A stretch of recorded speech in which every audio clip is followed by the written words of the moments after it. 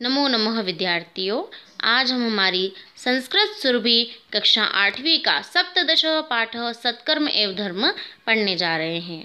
सत्कर्म एवं धर्म पाठ 17 जो है, ये प्रस्तुत पाठ जो है महाराज विक्रमादित्य के समय की एक लघु घटना है, जिसमें क्या हुआ था कि उनको ये शिक्षा मिली थी कि मनुष्य के जीवन में कर्म का महत्व तपस्या से कहीं ज़्यादा अधिक होता है। और तपस्या तो केवल जो है ऋषि मुनियों का कर्म है।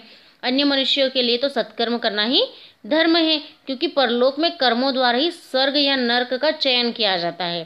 ठीक है, अतः मनुष्य को सदा कैसा कर्म करना चाहिए? सत्कर्म करना चाहिए। तो आइए हम इस पाठ को अब पढ़ते हैं। एकदा विक्रमादित्य नगर भ्रमण समय एकम मरणासनम रुग्णम दृष्टवान। देखिए, एक बार विक्रमादित्य ने नगर का भ्रमण करते समय एक मरणासन्न रोगी व्यक्ति को देखा।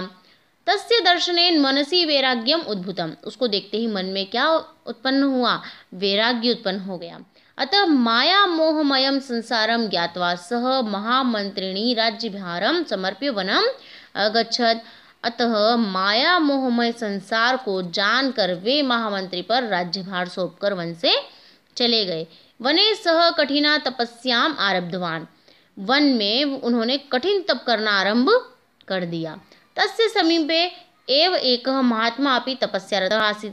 अब देखिए, उनके पास में ही एक महात्मा भी तप में लीन थे। महात्मा तम अवदत्। महात्मा ने उनसे कहा, राजन भवान तु यथा नीति राजधर्मस्य पालनम करोतु। देखिए, उन्होंने क्या कहा महात्मा ने कि हे राजन, आप तो नीति के अनुसार राजधर्म का पालन करो। ठीक है, धर्मानुकूलम शासनम अपि धर्म एव भवति इति स महात्मा विक्रमादित्यम उपदिष्टवान। देखिए, उन्होंने क्या कहा कि धर्म के अनुकूल शासन भी धर्म के समान होता है। ऐसा उन महात्मा ने विक्रमादित्य को उपदेश दिया। उसके पश्चात विक्रमः अवदत्, नहीं महात्मन तमसा एव परलोक साध्यते कर्मणा नेति। महात्मा अवदत्, राजन राज्य धर्मः प्रजापालनम शासनम एव अस्ति, तपस्या तो महात्मानां कर्म इति। इत्युक्त्वा महात्मा राजानां पृष्टवान कर्म तपस्यो कः भेदम। देखिए, विक्रमादित्य ने क्या जवाब दिया कि महात्मन, नहीं, तप के द्वारा ही परलोक को साधा जाता है, कर्म के द्वारा नहीं। महात्मा बोले, राजन राजा का धर्म प्रजा का पालन करना है, शासन करना नहीं है। तब तो महात्माओं का कार्य है। अब ऐसा कहकर क्या करते हैं, जो तपस्वी रहते हैं वो ऐसा कहकर राजा से पूछते हैं कि कर्म और तप में क्या भेद है। ये कौन पूछता है? तपस्वी पूछता है। किससे पूछते हैं? विक्रमादित्य से पूछते हैं। राजा अवदत्, कर्मणः स्थानम भिन्न पर तपस्या स्वर्ग प्राप्ते साधनम। देखिए, राजा ने क्या जवाब दिया कि कर्म का स्थान जो है वो भिन्न है, परंतु तप स्वर्ग प्राप्ति का साधन है। एतत् श्रुत्वा महात्मा हसन अवदत्। देखिए, ये सुनकर महात्मा जो होते हैं वो हंसने लगते हैं और हंसकर बोलते हैं, राजन मनुष्य उत्तमानि कर्माणि कृत्वा अपि परलोकम साधितुम शक्नोति। देखिए, क्या कहा कि हे राजन, मनुष्य उत्तम कार्य करके, अच्छे कार्य करके भी परलोक साध सकता है। अर्थात सिर्फ तप करने से ही ऐसा नहीं कि हमें स्वर्ग मिलता। हमारे द्वारा अगर अच्छे कार्य किए जाए तो भी हम स्वर्ग प्राप्त कर सकते हैं। अनंतरम महात्मा योग बलेन तत्रैव यमलोकस्य दृश्यम विक्रमम दर्शितवान। देखिए, उसके पश्चात महात्मा ने विक्रमादित्य को योग बल से, है ना, योग बल से वहीं पर जहाँ पर थे वन में, वहीं पर उनको यमलोक का दृश्य दिखाया। दृश्य यमराज दूतान पृच्छति।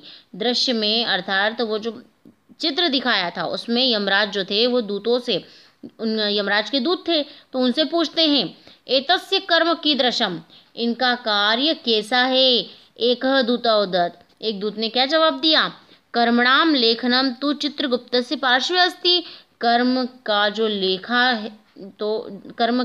है वो तो चित्रगुप्त के पास में है। क्षणं विचार्य यमराजः दूतान् आदिष्टवान् यत् यदि एतस्य कर्माणि उत्तमानि सन्ति तर्हि स्वर्गस्य द्वारम् उद्घाटयतु, यदि कर्माणि अधमानि तदा बलात् नरके पात्यतु। देखिए, क्या कहा यमराज ने? उनके दूत को क्या आदेश दिया? क्षण भर में विचार किया और फिर आदेश दिया कि यदि इनके कार्य उत्तम हैं तो स्वर्ग के द्वार खोल दिए जाए, यदि कर्म निम्न कोटि के हैं तो बलपूर्वक नरक में डाल दिया जाए। किनको? जिनके कर्म अच्छे नहीं हैं।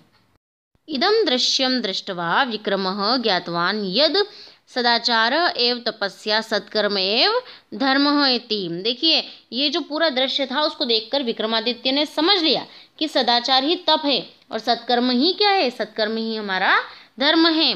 अनन्तरं सः तं महात्मनं प्रणम्य श्रेष्ठचरणस्य प्रतिज्ञां कृत्वा राजधानीम् उज्जयिनीम् आगतवान्। आगत्य धर्मानुकूलं नीतिपूर्वकं प्रजापालन पुरस्सरं शासनं कृतवान्। सः अद्यापि लोके सत्कर्मणा एव प्रसिद्धः तस्य जीवनस्य ध्येयवाक्यमासीत् सत्कर्म एव धर्म। देखिए, तब उन्होंने क्या किया? उन महात्मा को प्रणाम किया, श्रेष्ठ आचरण की प्रतिज्ञा करके उनकी राजधानी उज्जैनी में लौट आए। राजधानी में आकर धर्मानुकूल नीतिपूर्वक प्रजापालन को प्रमुखता देते हुए शासन करने लगे। वह आज भी सत्कर्म के द्वारा ही प्रसिद्ध है। उनका जो अच्छा कार्य था उसी के लिए वो प्रसिद्ध है। उनके जीवन का ध्येय वाक्य था सत्कर्म ही धर्म है। उनके जीवन का क्या वाक्य था? सत्कर्म ही धर्म है।